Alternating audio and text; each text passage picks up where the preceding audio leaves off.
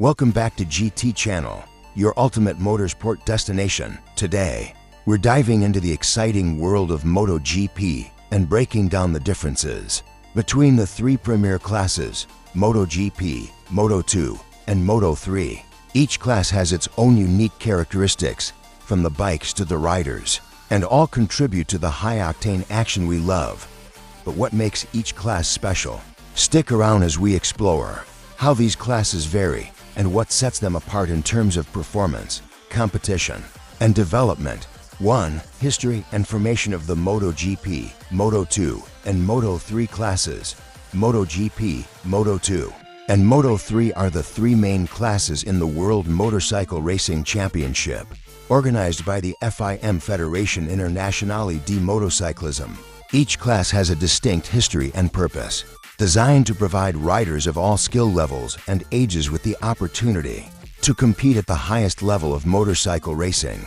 MotoGP, the top class, was first recognized in 1949 when the Motorcycle Racing World Championship began. This class brings together the best riders from around the world, riding motorcycles boasting incredible technology and performance. Over time, MotoGP has become a platform for testing the limits of technology and speed, with legendary riders such as Valentino Rossi, Mick Doohan, and Jorge Lorenzo making their mark in motorcycle racing history. Moto2, introduced in 2010, serves as the intermediate class connecting young riders to the top class of MotoGP. Previously, this middleweight class was known as 250cc, and in 2010, the motorcycle regulations were updated to include 765cc engines, more closely resembling MotoGP technology. Moto2 is a platform for riders aspiring to the highest level and a place for young, promising riders to hone their skills. Moto3, which first appeared in 2012, is the most basic class in the championship. The bikes used in Moto3 have a smaller engine capacity of 250cc, with the aim of providing an opportunity for young and talented riders to begin their journey in professional motorcycle racing. Moto3 serves as a starting point for many riders to prove their abilities before moving up to Moto2 and ultimately to MotoGP. Each class has its own characteristics and plays an important role in the global motorcycle racing ecosystem, providing space for riders of all levels to compete and develop. 2. Engine differences and technology. One of the most striking differences between MotoGP, Moto2, and Moto3 is the type of engine used. Each class has unique technical limitations, which affect the performance of the bike and the nature of the racing itself. In the MotoGP class, the engine used is a 1000cc four-stroke engine, which produces incredible power.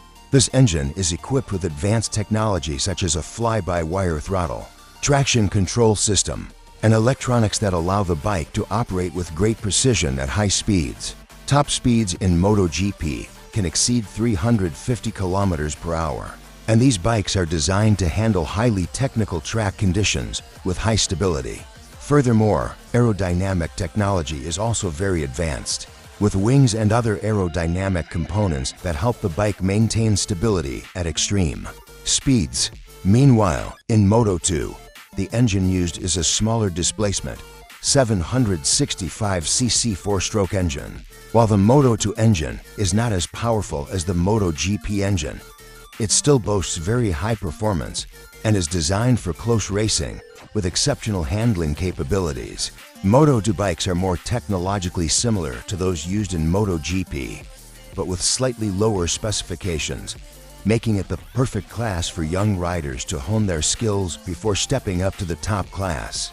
Moto3 uses much smaller engines, namely 250cc four-stroke engines, with a smaller displacement. Moto3 bikes have more limited power, but racing in this class remains highly competitive. Young riders in Moto3 rely more on skill and racing tactics than engine power, with races often involving slipstreaming, following the bike in front to minimize air resistance, and sharp braking in corners. The technology used in Moto3 is simpler than in MotoGP and Moto2, with fewer electronics, but still utilizes sophisticated suspension and braking systems to ensure good performance on the track. Each class has a different level of technology, allowing riders to develop in different ways. Moto offers experience with the most advanced technology and extreme speeds, while Moto2 and Moto3 give riders the opportunity to adapt to lighter bikes and smaller engines. 3. Differences in riding styles and rider experience. The riding styles in MotoGP, Moto2, and Moto3 are very different, creating a unique experience for riders in each class. In Moto, riders face extraordinary challenges with powerful motorcycles and advanced technology that allow them to conquer tracks at breakneck speeds. Racing in Moto relies not only on speed, but also on highly technical skills. In controlling the motorcycle at extreme speeds, MotoGP riders must be able to navigate a variety of rapidly changing track conditions, including sharp turns, changing weather, and potential accidents. Riders must carefully utilize their motorcycle's potential to achieve maximum speed and execute precise maneuvers with each corner. They rely not only on engine power, but also on precise braking, acceleration, and line selection. Most riders in Moto have years of experience in lower classes and are now showcasing their skills. At the highest level, good strategy and control are essential for victory. In Moto2, although the motorcycles used have smaller displacements and less power than those in Moto, the competition remains extremely fierce. Moto2 riders are at a transition point between racing on lightweight bikes and racing on high-performance motorcycles. They are required to have a deeper understanding of the technical aspects of their bikes. Moto2 motorcycle handling requires excellent braking skills, more efficient engine power management, and the ability to maintain stability through tighter corners and high speeds. The Moto2 riding style is more technical and relies on consistency throughout the race, rather than simply full throttle. Moto2 riders often rely on more precise setup and strategy to meet the challenges of the race. They need to manage the bike's power wisely, avoid mistakes that can drain the engine, and maintain a consistent speed. This is where riders hone their skills to prepare for the greater challenges of MotoGP. Moto3 is a place for young riders to develop their skills before stepping up to the next level. The bikes used in Moto3 have smaller displacements and produce less power, but the racing in this class is no less intense. In Moto3, pack tactics and slipstreaming following the bike in front to reduce air resistance are crucial. Moto3 riders often engage in more dynamic races, with numerous position changes, as the lighter and more manageable bikes allow riders to be more aggressive in changing positions on the track. In this class, it is crucial for riders to learn how to manage their bike's speed, master proper braking techniques, and carefully position themselves on the track. Moto3 riders often face more crowded races, with many riders battling in a group. Each class in MotoGP has its own unique and challenging racing style, with each class offering lessons and experiences that help riders develop throughout their careers. From the more technical techniques of Moto2 to the extreme speeds and high-level strategies of Moto, each class presents different challenges and opportunities for riders. For championship structure and points, the MotoGP, Moto2, and Moto3 championships share a similar structure in that riders accumulate points based on their position in each race. However, there are significant differences in how these classes are structured and how those points impact the championship, creating different challenges for riders in each class. In MotoGP, the premier class with high-performance motorcycles, the points structure has the greatest impact on the final standings. Points are awarded starting at 25 points for first place, 20 points for second, and so on down to 15th, which receives 1 point. Winning a Moto race not only earns honor, but also a crucial position in the World Championship. Each race is crucial, as riders who maintain consistency and frequently finish on the podium have a greater chance of winning the World Championship. Because this class is the most competitive, every rider in Moto must have a strong strategy to manage the entire racing season. Whether that's winning or accumulating points from top 5 or top 10 finishes, great riders like Marc Marquez, Valentino Rossi, and Jorge Lorenzo have demonstrated how crucial each race is in determining who will emerge as world champion.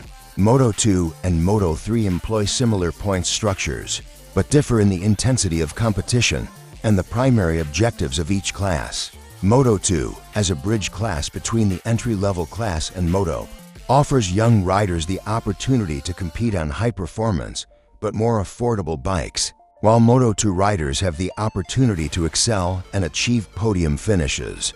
They often also focus on developing their skills before moving up to Moto. Success in Moto2 is crucial as a stepping stone for riders aspiring to the highest level. And podiums in Moto2 not only provide pride, but also open the door to promotion to Moto. Points earned in Moto2 are invaluable in establishing a rider's position in the final championship standings and can serve as an indicator of their readiness for greater challenges.